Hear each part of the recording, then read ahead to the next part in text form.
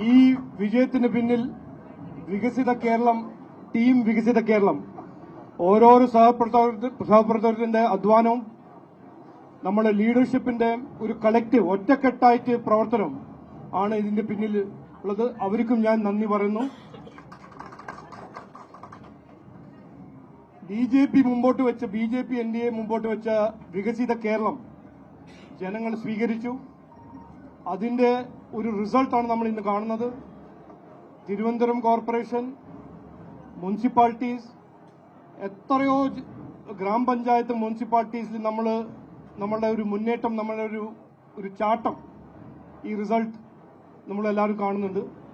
ഇനി ഈ ഒരു അനാലിസിസ് എല്ലാം കഴിഞ്ഞ് നമ്മൾ കൃത്യമായി നമുക്ക് കാണാൻ കഴിയും, ഒരു 20% മേലെ നമുക്ക് വോട്ട് കിട്ടിയിട്ടുണ്ട്.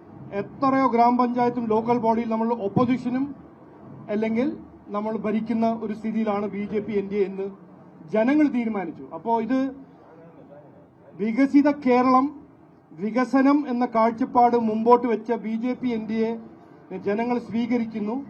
അതാണ് ഇതിന്റെ ഏറ്റവും പ്രധാനപ്പെട്ട ഒരു മെസ്സേജ്.